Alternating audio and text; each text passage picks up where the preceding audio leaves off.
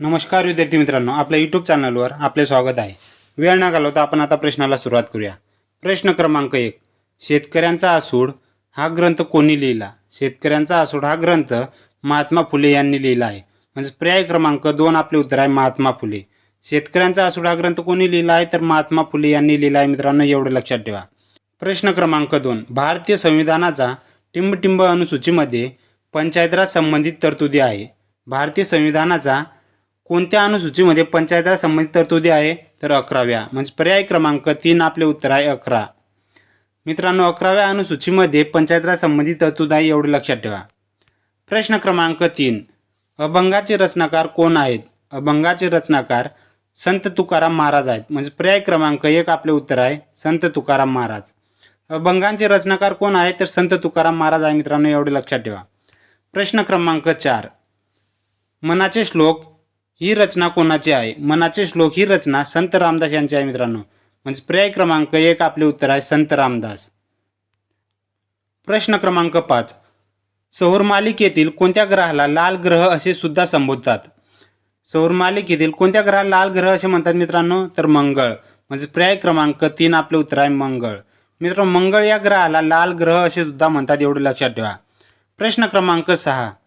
पंचायत राज पद्धतीत सर्वोच्च स्तरावर कार्यरत असणारी संस्था म्हणजे टिंबटिंब होय. पंचायत राज पद्धतीत सर्वोच्च स्तरावर कार्यरत असणारी संस्था म्हणजे जिल्हा परिषद होय. मित्रांनो, म्हणजे पर्याय क्रमांक 1 आपले उत्तर आहे जिल्हा परिषद. मित्रांनो, जिल्हा परिषद ही संस्था पंचायत राज पद्धतीत सर्वोच्च स्तरावर असते. मित्रांनो, एवढे लक्षात ठेवा. प्रश्न क्रमांक 7. जैन धर्मियांचे प्रथम तीर्थकर कोण आहेत? जैन धर्मियांचे प्रथम तीर्थकर ऋषभनाथ आहे. मित्रांनो, म्हणजे पर्याय क्रमांक 3 आपले उत्तर आहे ऋषभनाथ. प्रश्न क्रमांक 8. दुसरी गोलमेज परिषद टिंबटिंब साली भरली? दुसरी गोलमेज परिषद 1931 साली भरली. मित्रांनो, म्हणजे पर्याय क्रमांक 2 आपले उत्तर आहे 1931. 1931 साली दुसरी गोलमेज परिषद भरली होती. मित्रांनो, एवढं लक्षात ठेवा. प्रश्न क्रमांक 9. नागपूर जिल्ह्यात कोराडी खापरखेडा येथे कोणते विद्युत केंद्र आहे?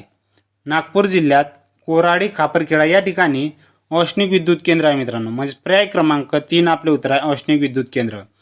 मित्रांनो, कोराडी औष्णिक विद्युत प्रकल्प आणि खापरखेडा औष्णिक विद्युत प्रकल्प नागपूर जिल्ह्यामध्ये आहे. मित्रांनो, एवढे लक्षात ठेवा.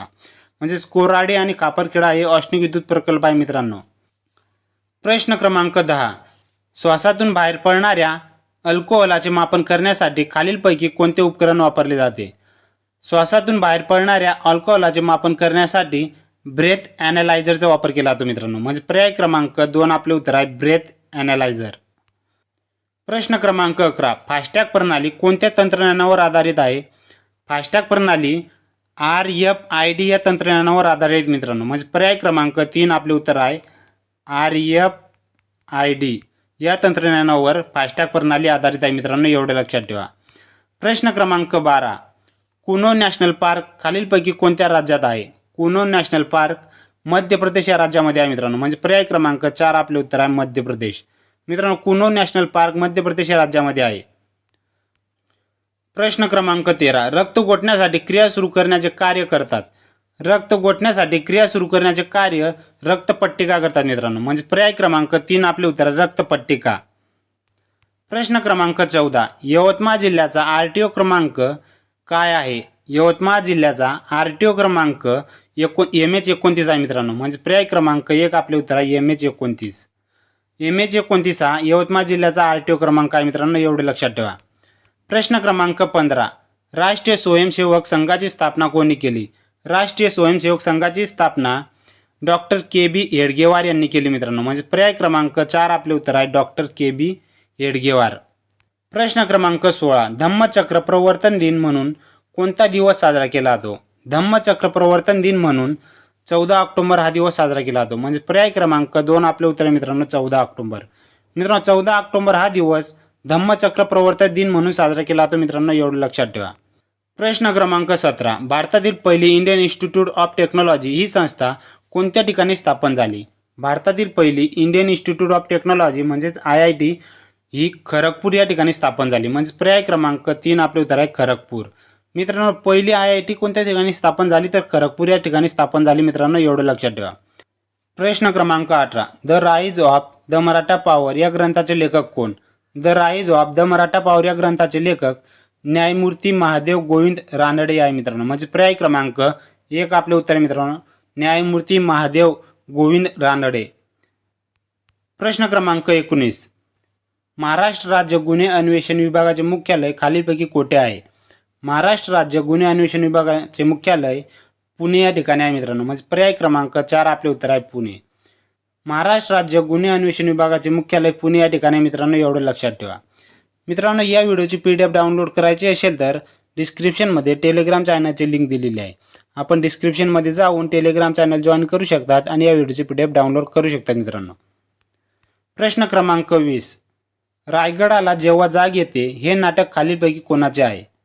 रायगडाला जेव्हा जाग येते हे नाटक वसंत कानेटकर यांचे आहे मित्रांनो. म्हणजे पर्याय क्रमांक 4 आपले उत्तर आहे वसंत कानेटकर. रायगडाला जेव्हा जाग येते हे नाटक कोणाचे आहे? तर वसंत कानेटकर यांचे आहेत मित्रांनो, एवढं लक्षात ठेवा. प्रश्न क्रमांक 21. महाराष्ट्र विधान परिषद सदस्य कालावधी किती वर्ष आहे?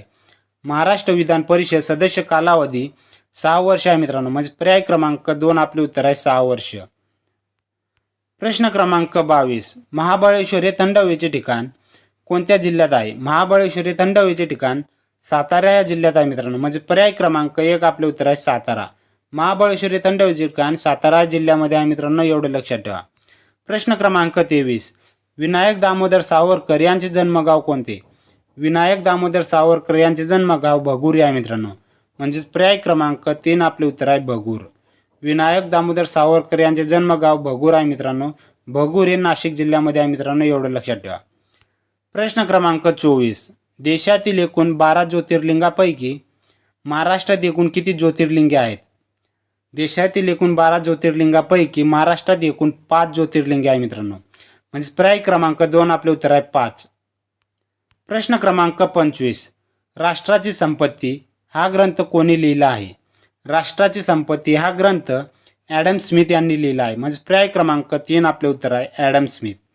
राष्ट्राची संपत्ती हा ग्रंथ ॲडम स्मिथ यांनी लिहिला आहे मित्रांनो, एवढं लक्षात ठेवा. प्रश्न क्रमांक 26. आसाम राज्यातील जाधव मोलाई पयांग हे पुढीलपैकी कोणत्या क्षेत्राशी संबंधित आहे? आसाम राज्यातील जाधव मोलाई पयांग हे वृक्ष संवर्धन या क्षेत्राशी संबंधित आहे. म्हणजे पर्याय क्रमांक 4 आपले उत्तर मित्रांनो वृक्ष संवर्धन. प्रश्न क्रमांक 27. कोणत्या साली मुंबई ते मंगलोर अशी रेल्वे सेवा सुरू झाली? कोणत्या साली मुंबई ते मंगलोर अशी रेल्वे सेवा सुरू झाली? तर 1998. म्हणजे पर्याय क्रमांक 2 आपले उत्तर आहे 1998. मुंबई ते मंगलोर अशी रेल्वे सेवा 1998 साली सुरू झाली होती मित्रांनो, एवढं लक्षात ठेवा.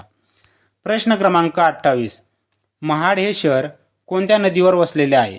महाड हे शहर सावित्री या नदीवर वसलेले आहे. म्हणजे पर्याय क्रमांक 4 आपले उत्तर आहे सावित्री. महाड हे शहर सावित्री या नदीकाठी वसले आहे मित्रांनो, एवढं लक्षात ठेवा. प्रश्न क्रमांक 29. 1802 मध्ये टिंबटिंब पेशव्याने इंग्रजांशी तैनाती फौजेचा करार केला.